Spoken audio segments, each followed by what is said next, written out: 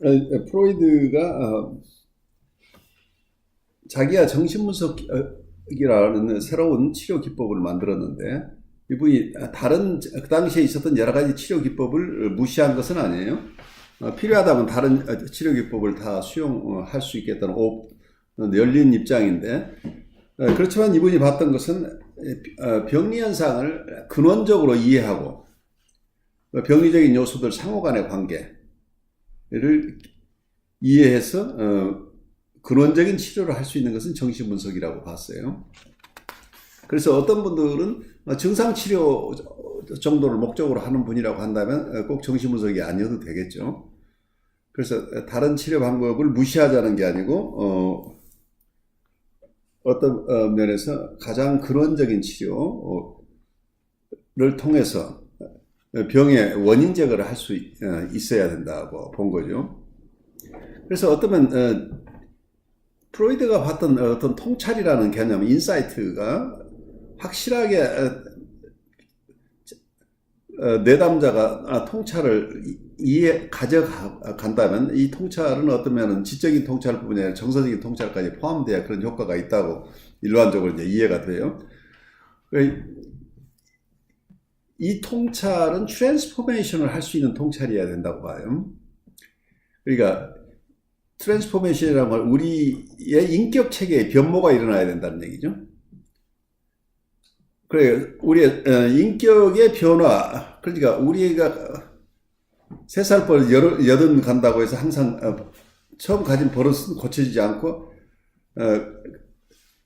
그래서 평생 똑같다고 하는 이런 체념적인 입장이 있고, 실제 여러분들이 많은 사람을 만나보면 어린 시절부터 해오던 패턴을 그대로 사용하는 그 패턴이 환경에 적응적인 패턴이면 좋은데, 환경에 적응적인 패턴이 아니고 자기를 힘들게 하고 이웃을 힘들게 하는 패턴인데도 이걸 고치지 못하고 있는 경우들이 꽤 많죠. 이미 그래서 이렇게 굳어져 있는 패턴들, 행동 양식이나 사고 방식이나 어떤 나름대로의 신념 체계나 이런 것들이 완고하게 자리 잡고 있어서 고쳐지지 않는 분들은 단기 치료 방식으로는 치료가 안 된다는 얘기예요. 일시적인 어떤 지시식이나 어떤 힘든 것을 완화하기 위한 여러 가지 방법, 증상을 제거하는 방법들, 이런 것들이 일시적인 효과는 있지만 근원적인 치료가 되지 않는다. 그래서 근원적인 치료가 이루어지려면은 정신분석적인 치료가 필요하다고 봤는데, 이분이 봤던 얘기 중에 굉장히 중요한 얘기가 있죠. 왜 신경증 환자에게 정신분석이 필요한가 할 때, 정신분석이 신경증이라고 하는 것은 보통 약물로 낫지 않는다고 봤어요. 약물이 도움이 되지만 약물이 근원적인 치료가 되지 않는데, 약물을 의한 치료가 아니라 의사가, 그 당시에는 닥터라고 얘기를 해주죠. 요즘 얘기하면 정신분석가의 인격을 통해서 치료가 일어난다. 결국 인격을 통한 치료라고 하는 것이기 때문에 이건 약물로 대체할 수 없다는 얘기죠. 그래서 어떤 캐릭터나 퍼스널리티나 어떤 치료자가 갖는 인격 체계를 통해서 변화가 환자에게 일어난다고 하는 이런 통찰은 굉장히 파워풀한 통찰인데, 이게 사람의 인격이기 때문에 약물로 안 된다는 얘기죠. 이런 견해는 스파틴스가 창설한 현대정신분석에서도 똑같은 아이디어를 가지고 있어요. 그래서 우리는 인격에 의한 치료를 한다고 얘기를 하고, 또 이제 다른 분들은 인격에 의한 치료라는 건 결국은 사람에 대한 배려이기 때문에 원만한 인격을 가진 치료자, 분석가가 있어야 되겠죠.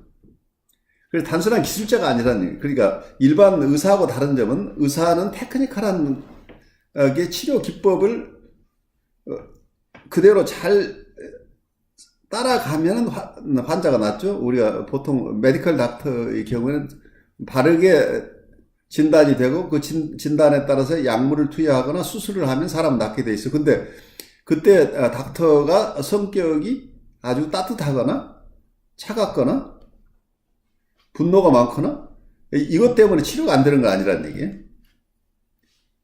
그러니까 치료 기법에 따라 치료의 어떤 약물이나 수술 기법이나 이걸 약사의 성격이나 의사의 성격에 따라서 환자가 메디컬 닥터나 약사의 성격에 따라서 효과가 있고 없고 하지 않는다는 얘기예요. 그래서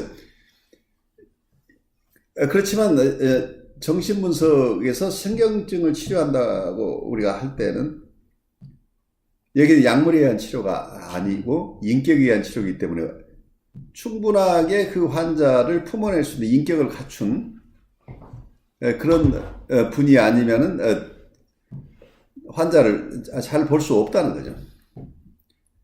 근데 그런 점에서 어떤 면에서는 이분은 그냥 메디컬 닥터라고 정신분석가가 될 수 없다고 봤던 게 이제 이런 부분이에요. 인격에 의한 치료라고 하는 것은 굉장히 쉽게 우리가 얘기할 수 없는 것들이죠. 환자를 바르게 보호해내면서 환자를 따뜻한 사랑으로 치유해낼 수 있는 힘들이 있어야 되는데 그러려면 본인이 자기 삶에 대한 여러 가지 이슈들을 어느 정도 해결한 사람이 아니면 어렵다는 얘기예요. 그래서 우리가 자신이 가지고 있는 갈등 구조 또는 자신이 히스토리컬리 가지고 있어서 힘든 것들이 너무 많이 해결되지 않아 아직 남은 게 너무 많다면 어느 누구도 완전하게 모든 이슈에서 해방될 수는 없지만 지나치게 많은 이슈가 해결되지 않은 상태에 있다고 하면 그분은 분석가가 되기 어렵다는 얘기예요. 그래서 정신분석을 훈련하는 과정 속에서는 본인의 분석을 굉장히 중요하게 생각하는 이유가 그것 때문이에요. 왜냐하면 실제 임상에서는 내담자가 오는데 내담자의 이슈가 많은 경우에 치료자의 이슈하고 오버랩되는 경우들이 많아요. 그렇다면 이게 이제 역전이라고 하는 이슈들이 생기는데 이 역전이를 컨테인하면서 환자에게 해가 가지 않도록 하면서 그리고 그 정서들을 내담자에게 도움이 될 때 사용하는 이런 것이 가능해지려면 내가 내 안에 있는 내가 느끼는 정서에 그걸 컨테인할 수 있는 힘이 우선 있어야 돼. 내가 어떤 정서를 내가 감당할 수 없다고 한다면 그걸 내담자를 안전하게 보호해낼 길이 없는 거죠. 그럼 치료자의 역전이 저항이라는 게 생겨나기 때문에 치료자가 오히려 못 견뎌서 우리 내담자에게는 사실은 당신이 이 정도 됐으면 이제 충분히 처음 오신 목적을 달성하신 것 같은데 이제 그만 치료하라 할까요? 라고 얘기를 할 수도 있겠고 아니면 선생님 같은 분은 저보다는 훨씬 더 그 분야 선생님이 가지고 있는 문제들을 더 잘 다룰 수 있는 좋은 선생님인데 그분을 제가 소개할까요? 랄지 어떤 방법으로 이 사람을 버리게 되는 결과가 된다는 왜냐하면 본인이 감당할 수 없기 때문에 그래서 실제 내담자가 충분히 도움을 받아서 자발적으로 치료를 그만두는 경우가 아니고 내담자가 아니라 상담자가 이 환자를 보기 어려워서 근데 그게 의식적으로 오는 것보다 무의식적으로 그걸 감당할 수 없어서 내담자를 떠나도록 만드는 이런 역전이 저항이 발생할 수 있다고 하는 것을 우리가 이해한다면 우리들 스스로의 자기 분석이 얼마나 중요한가를 우리가 이해하게 되죠.